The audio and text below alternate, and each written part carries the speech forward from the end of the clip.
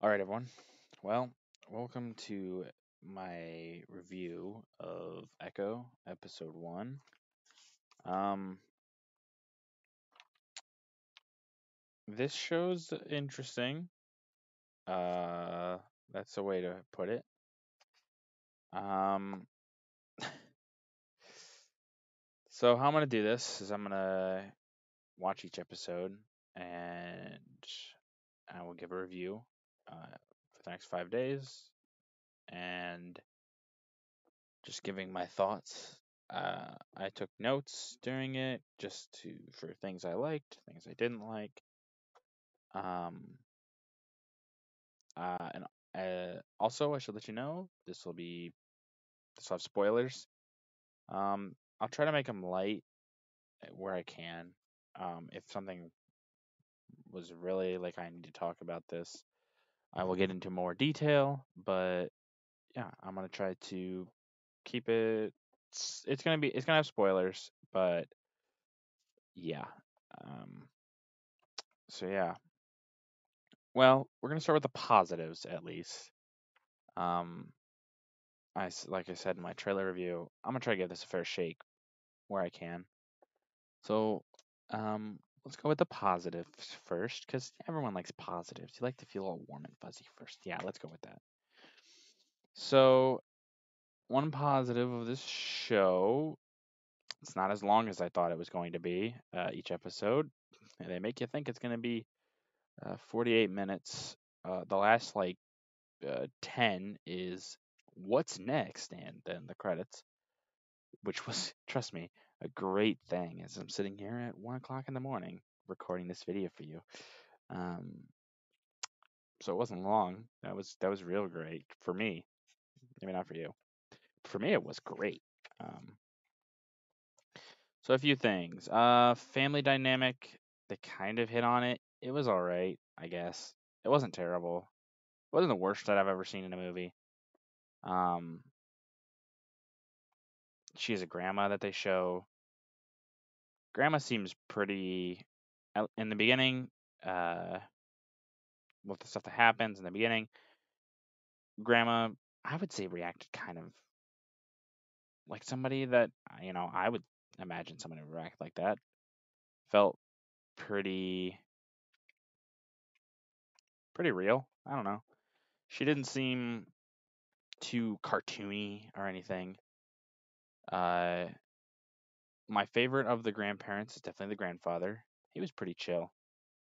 Um, just kind of a happy-go-lucky guy. Seems like you don't see very much of him. You see him like in the beginning, and that's about it. But he was all right. Grandma, she seemed to caring. Uh, yeah, she shows grief in the beginning, um, and takes the grief out on Echo. And Echo's name, by the way, is Maya in the show. It's Maya Lopez. Uh, but yeah, Grandma takes some stuff out on Maya's dad. There we go. Um, I didn't mind Kingpin at first. He wasn't so bad. Vincent D'Onofrio does a good job. Uh, he seemed kind of like underutilized in this episode, and this is the first episode, so maybe there'll be more to him or they'll show more. Um, I hope they do. They just kind of they show him a few times here and there. He um, just a little background. This is, I guess, spoilers if you care. Maya's dad worked for him, uh, and he says to Maya, "Oh, we're like family," and then she also big spoiler here. She shoots him in the eye. I mean, you've seen it in the trailers. His eye's all messed up in certain trailers. Here I'll see if I can find it in this trailer. We're gonna see because yes, I'm just playing this over a trailer because it's easy. We'll see if they show his goofed up eye. Doesn't seem like it, but yeah, he has a messed up eye. She shoots him in the face. He doesn't die, which I gotta say that we're not on negatives, but he doesn't die. But yeah, Vincent D'Onofrio seems all right. Glad to see him as Kingpin. I think he was a good Kingpin in Daredevil. Um, yeah, wasn't so bad. And another positive. Yeah, that's it. So three positives. Let me tell you, this show is great. Um, I would say don't watch it. That's just a episode one theory, but I would say don't watch it. I will watch it for you, and you can come back here and hear my wonderful talks about it. All right. Well, time to get into the negatives. And yes, I am. If you can hear it, maybe I don't know, but you can hear. If you can't hear it, that's my notes. Took notes during this, like I said. Okay, first negative. Literally 2 minutes into the show. I'm gonna call it a movie, but it's not a movie. 2 minutes into the show, the overuse of CGI. It was already obvious. Um, it was like the first literally 2 minutes. It has a scene with some space spirit people. Um, and it's just like all CGI. Even some of their movements are CGI. It looked, and you could like tell it wasn't the worst CGI in a Marvel show. I still think um, She-Hulk definitely had some worse CGI, but yeah, the CGI was too much, and it was like it's in your face, and it's like why did I don't understand why they did that.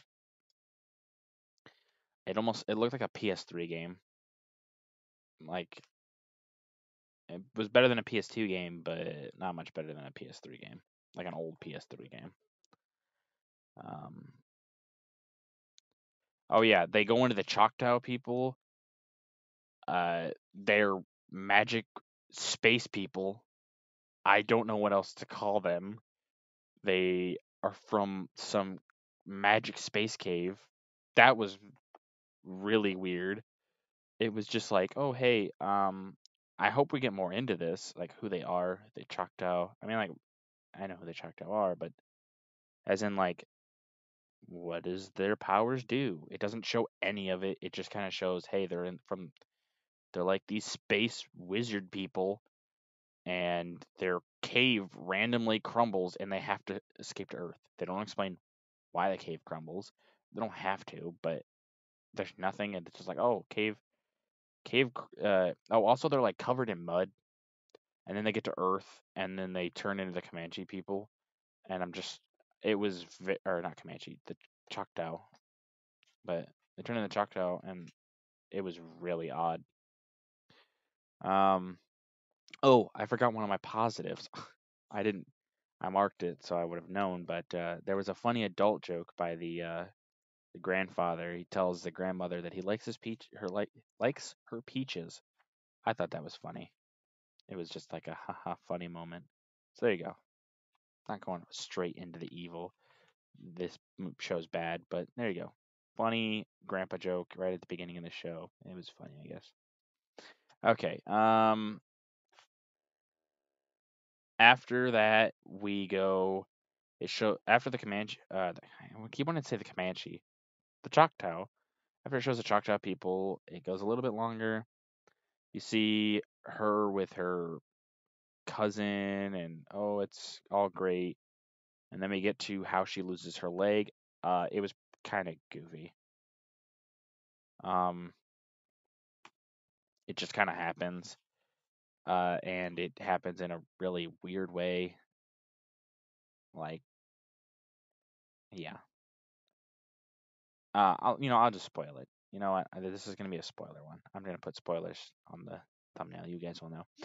But yeah, she loses her leg in a car accident, but not like, oh, it got smushed by the metal or anything like that. No, a piece of glass from the window shattered and like sliced her leg in half. I was just dumbfounded. I was so taken aback by that. it was so goofy, and it just happened in like 3 seconds. Like, like I'll get into it a little bit later, but this show has some awful pacing. It just kind of boom happens. Her leg's gone. They go to the hospital, and it's like, oh yeah, her leg's gone. It's like what? What? It was super goofy. Um, yeah, more spoilers. So in that car accident, her mom dies. That's why the grandma was upset earlier in my positives when I was talking about that.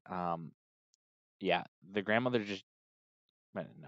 Anyway, the mom dies in that car accident, and we're supposed to care about her, but like I don't. She literally has. Well, okay, everyone. She signs. She's deaf, like just like Maya, her daughter. Um, and she's got like a few lines of dialogue. It's she's maybe on screen and actually interacting with the characters for like maybe 5 minutes into the show, and then she's dead. And it's like, oh, it's so sad, but like they didn't build her up at all to be like, oh, look, she's a great mother. It just literally shows her being like, yeah, we're gonna go to the store to get hot chocolate, and then she's dead. Such a like I wish we would have more time to spend with her because they could have built on like, oh yeah, her mom was so important to them, things like that. But no, it doesn't build on any of it and just says, oh yeah, now she's dead. Feel sad. Really wish they would have built more of a connection there. Then it shows her as a kid a little bit and her first interaction with Kingpin. Um, and he like pinches her cheek, like, oh, nice to see you, Maya. And that was all right, I guess. Means showing like, oh hey, look, they know each other because the Kingpin tells her, oh yeah, we're family multiple times in this. Um, in his first episode. Uh, yeah, but then it shows her as an adult, and she seems so unlikable. She always has this face, and this is during the entire episode. She has a face like she just hates the world and hates everything in it. Like nothing, she never seems like she's a happy person or any emotion besides just melancholic rage. And it's just so odd because, like, there's not any reason for her to be that way yet. It, like, at least, literally, not when we first meet her. There's no reason for her to be like that. Nothing. Besides her mom dying, which was like 20 years ago, there's nothing. But yeah, it just skips ahead all the way to there. And yeah, so, but she seemed so unlikable at first impression. And as the episode went on, it didn't get any better. She's just seemed so just unlikable. I don't like her. I'm not rooting for her at all yet. Now there's 4 more episodes, I believe. There's 5 episodes. So there's 4 more. So maybe they'll build on it more. But she just was so unlikable. Oh, and so after it shows her first get to her adult, she goes home and dad gets killed by Hawkeye. Um, so we didn't get barely any time with him either. We got a few scenes. He seemed like a good dad. He seemed to care for his daughter, but he dies in he dies in the first 10 minutes of the show, and so we didn't get enough time to just see a normal day with them. We didn't see any of that. He's just dead as well. So like they build up these parent characters and like, oh, she cares about them so much. And like the father is why she does certain things later in the episode. But it's like it doesn't matter. I don't know. It was super weird. They didn't build these parents up. There's no like caring and affection like that you feel. Like the father has a little bit more, unlike the mother, but it's too quick. He's just dead and it's over. It feels like the show was chopped to bits in the editing room. Um, so after her father dies, she goes to Kingpin and he talks to her and says, "Hey, I'm gonna help you find your place. You know what? My father died when I was young, so I understand what you're going through." And she perks up to that. He's like, "Yeah, we're family." She feels that right now. So he gives her some, gives her a mission to go do, help her feel like she belongs and like she's got work for him and stuff like that. Her first mission is just to go kill some dudes, and they just skip ahead to like, oh, when you're starting in a criminal organization, I'm sure your first mission is go kill a bunch of dudes that are unloyal. It was like super odd that was her first mission and not anything else. Not like, oh, hey, I need you to go deliver this, or hey, I need you to go, you know, go shake down these people or something. But no, it's just literally her first mission is to go kill people that are unloyal to Kingpin. And I was just like, why? Why was that? Why would that be her first mission? It shows her never having killed someone before, and so she goes in there and she's just like a, a deer in the headlights is what they would say. She just doesn't look like it's in her element. And so my question is, Kingpin knows her. Why would this be her first mission? Why not something easier and then ease her into that? But who knows? Marvel likes to do other things. So she goes to this.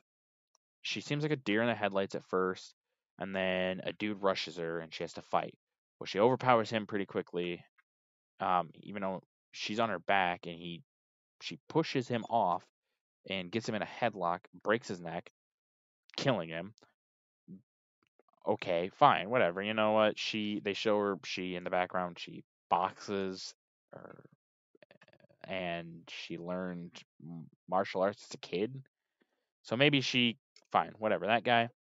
But then two more dudes, I believe. It's one or two more dudes show up and she fights the one and gets rid of him kind of easily. And then the second dude she fights and just like effortlessly kills him.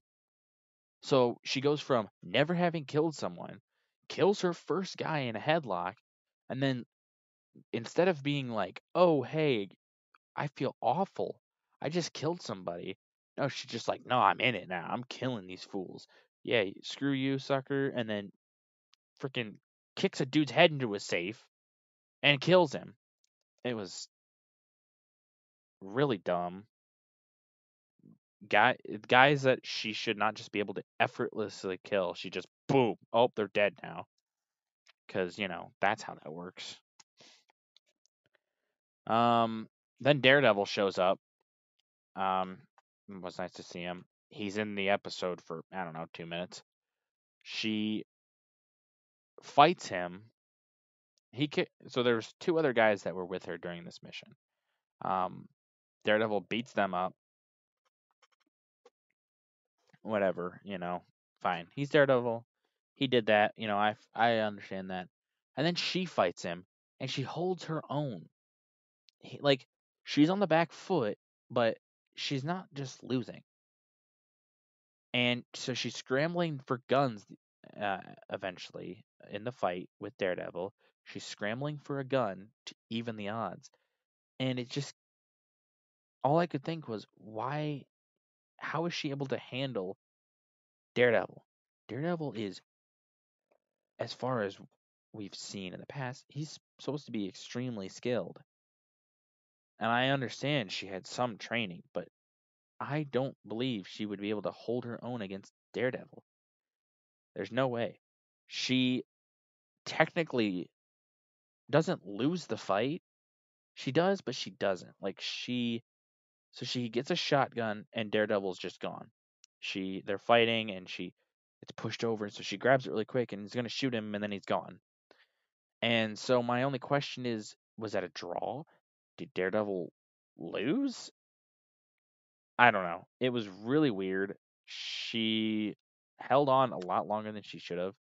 I'm not saying she should have just she didn't have to instantly lose. That's whatever. They could have had her hold her own a little bit, but the way the fight ends, it's like they're trying to say, "Oh yeah, no, she beat or Daredevil had to run away from her or something." It was super odd, and I just felt like it was a misuse of Daredevil.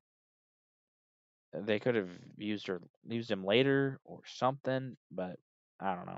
It was nice to see Charlie Cox as back as Daredevil. He's always pleasant to see. All right, and now we're going to talk about the fight scenes in general. Um, Another big negative. The fight scenes, the choreography is really bad. So what they try to do is they try to mimic what they did in Daredevil.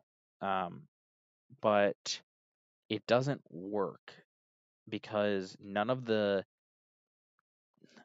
people fighting are really they don't feel like they're fighting. And there's use of CGI in the fighting and things like that, and it feels like play fighting.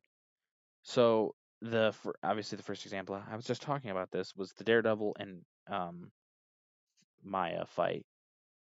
It is super floaty. Um, there are hits that you can tell are not real. They don't connect. There's no like momentum really behind them. Um, and they just kind of they use CGI in places they didn't need to use CGI. And I don't know if it's maybe my eyes playing tricks on me or if it really was CGI, but it looked like CGI. It looked really bad. And like if this show is trying to be not a continuation of Daredevil, but very similar, and it doesn't have any of it. It doesn't feel like Daredevil's fights. Daredevil's fights were like they felt real. You felt like, those guys really did just kick the crap out of one another. But this fight just felt so floaty. I don't know. It didn't immerse me in the fight. I, especially when I saw the CGI, it took me out because I was like, why did you do that? It didn't make any sense. Yeah, it was really bad. So then she goes and talks to Kingpin. He's like, wow, you were able to hold against the devil. Well, most of my men can't do that, which, yeah, makes sense. Um, so I almost felt like though that they're saying she won again. I could be wrong. I could maybe just looking into it too much. But yeah, it just was not. It was really weird. But so she becomes Kingpin's like killer, I guess. But they don't show any of that build up. They don't do anything with it. They just kind of skip ahead and like, oh yeah, no, she's a killer for Kingpin. Once again, like I mentioned earlier, the pacing in this show is god awful. I don't know why it's so bad, but it is. But she's just a killer. She runs into Hawkeye, who, like I said earlier, killed her father. Uh, and Hawkeye beats her like super easily. The fight's just over in like 2 seconds. And he talks to her and's like, "Yeah, Kingpin. He wanted your dad dead."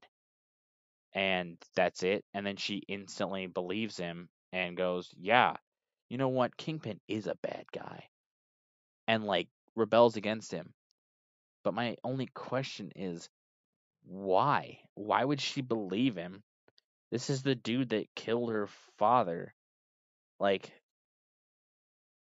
why would she just automatically believe him? Go, oh yeah, you know what? I believe you.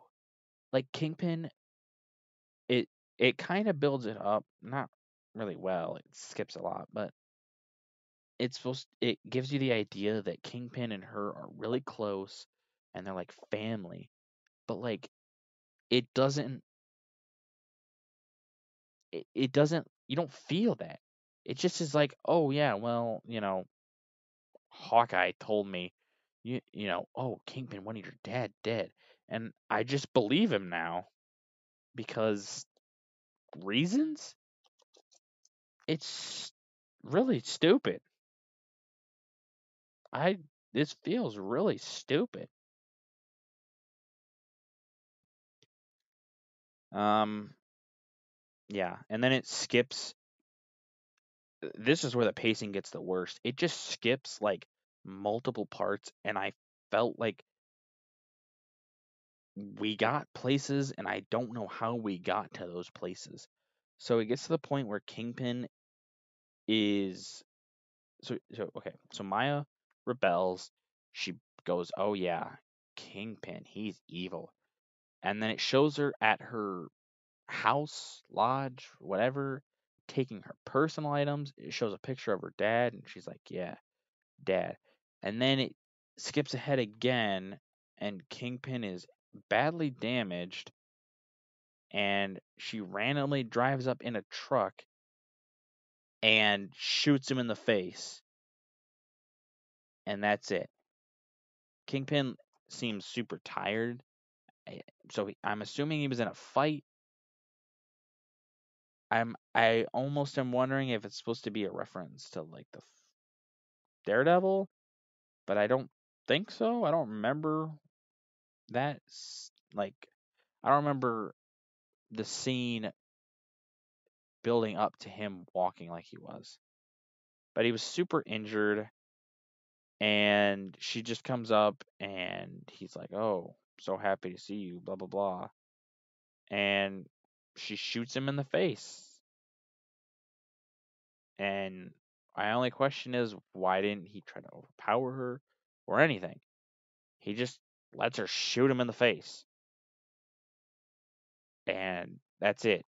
It implies that he's dead at the end of the episode. They show he's not dead, but so I don't know why they faked out that he was dead, but whatever.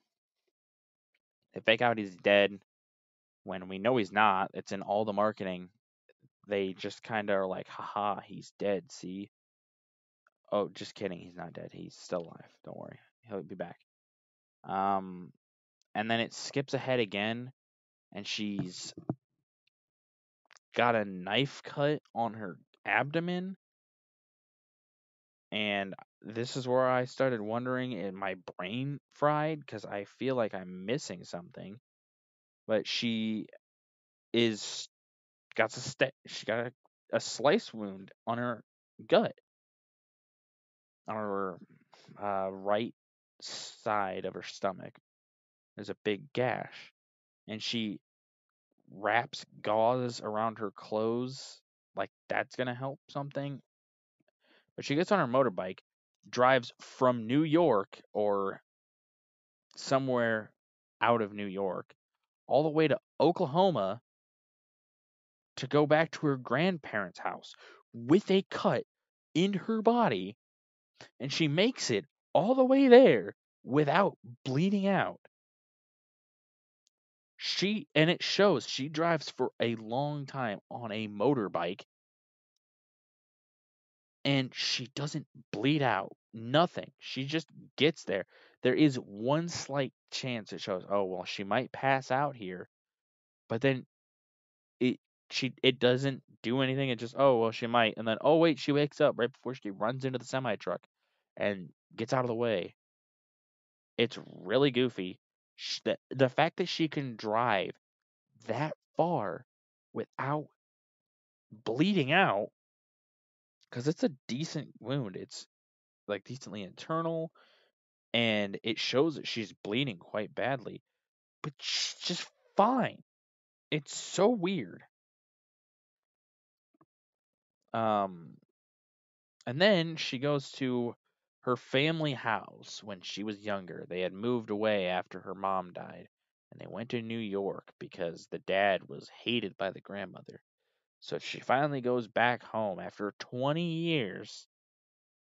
And after 20 years, the house hasn't changed at all. There's no differences. Um, it's like no one even lived there, but the house is in pristine condition, like it's being taken care of. But like it just hasn't changed. Now you could maybe chalk that up to, well, the grandmother was just so in grief. It's like where parents won't, after a child dies or leaves, they won't change their room because, well, they don't want to. They feel like, well, they'll come back, and it'll be just right again. You could maybe chalk it up to that, but it doesn't look like a day has passed, probably because it hasn't. But so then she goes to get in the house. The There's a key under a brick to get into the house that she just knows, and she hasn't been here for 20 years. So that means she remembers when she was a kid. Oh, well, we left the key under this brick. But why is the key still there? And it's not rusted. It's not anything. The key is in pristine condition. It is so weird that they just, oh yeah, the key's fine. It's so odd. I was like dumbfounded by that. But she goes into her house, uses dental floss to stitch up her wound. Fine, whatever. It's string. She just needed something to stitch the wound. And then sleeps and wakes up, and her cousin, so it shows her she has a cousin, a female cousin early on, that she says, oh, we're sisters. But she's like, her cousin's like, no, no, no, we're not sisters, we're cousins. But anyway, this is another cousin whose name's Biscuit. And Biscuit, she is gonna shoot him because she thinks, oh well, it's somebody trying to break in to kill me. The Kingpin found me. It's somebody from his group has found me, and they're going to kill me. No, it's her cousin Biscuit, and he's like, oh, you don't look you look any different. It's been 20 years. I just know it's you. Um, which, okay, fine, whatever. Your cousin looked pretty good, I guess. She looked the same, but yeah, and he the cousin's really weird, but he knows sign language fine, whatever. It's been a long time since he's probably had to use it, but he still remembers it fine. But then he's talking to her, and he has a dog on his truck that's off to the right. And when he talks to the dog, he's still signing everything that he's saying. But like, why? I don't understand. It was a small gripe, but it was just like, why would he sign to the dog? The dog can hear. It doesn't if it doesn't like lead you to believe the dog is deaf. It's just like, oh yeah, no, the dog can hear, but he's still signing everything as he's talking to the dog. He's like signing to the dog. It's super weird. It's a small gripe, but so after that, she goes and watches her female cousin that she said was her sister when they were growing up. And then goes to a roller rink to meet with, I believe, another one of her cousins, or it's an uncle. It doesn't specify. Um, and that's where you get the scene at the roller rink where the guy with the shoes, it seems super rude, and she rings the bell, and she rings it again, and when the first time when she rings it, he's like, okay, what size shoe do you want to wear? Well, she's deaf, so she's tries to get his attention again, rings the bell, and he grabs it and says, well, I've got a headache.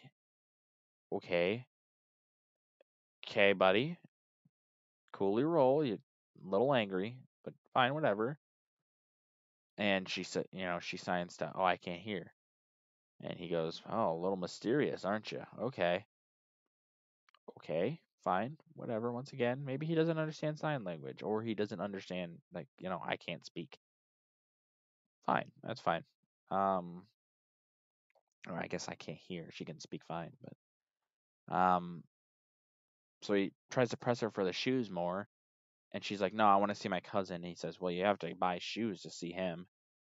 And it was a really weird exchange. She seemed so angry the entire time, and it's like, I don't know, this guy seems like he's doing his job, not and you're just kind of like intruding, but whatever. And then she meets her cousin. He brings the mortician in to patch up her wound because She's good at doing that, apparently. The mortician is, yep. Which is fine, it makes sense. Um, oh, best part. The guy that was selling the shoes, oh yeah, he works for an evil organization or something and knows that she's the one that killed Kingpin. And so he wants to see if the bounty's still good. And then he leaves menacingly after texting this to whoever for some reason. He's just evil. He's just an evil dick. Cool. Then it goes back. She looks at the She goes with her cousin that was at the roller rink up to a water tower, and they're looking down at stuff with a telescope or binoculars. That's what it is, binoculars. And she looks at the female cousin again, and there's like this weird, like lovers tension. It's it's like they want to imply that they are lovers, but they're cousins, and it feels like they're trying to imply they're lovers. So it's super weird. Even the dialogue implies that they're lovers, and I don't know how I feel about that. It's just really weird. And then she tells her cousin, says, "I need your help taking one of the train things," because they pan over to Fisk trading or trains or whatever. And so, Kingpin had a train system and she wants to steal a car, just giving a message to the Kingpin's men because you know what? Kingpin did a good job, but now it's time for a queen. Yeah. So she tries to take over the criminal underworld. So this is our hero, by the way. Stand up person. I'm sure there won't, by the end of the show, trying to make her a good person. No, no, no. She'll still be this anti hero. But And with that, that's the end of the episode. So, sorry for my rant. Um, some closing thoughts. Don't watch this show. It's really boring, super choppy. It skips around like all the time. You just miss important information that you just kind of have to glean from what they're showing you, and it's not enough. Uh, the main character has a resting, angry, melancholic face. I don't like watching her do anything. She just seems unlikable. Uh, yeah, this episode was awful. It really was. There was some good moments, like I said at the beginning, but I just wasn't feeling it. Well, I hope you enjoyed my long rant on this. If you liked the video, leave a like. If you didn't, leave a comment. Tell me anything I could improve on. I always appreciate honest feedback. Um, and as always, subscribe. It's a great help. Thank you.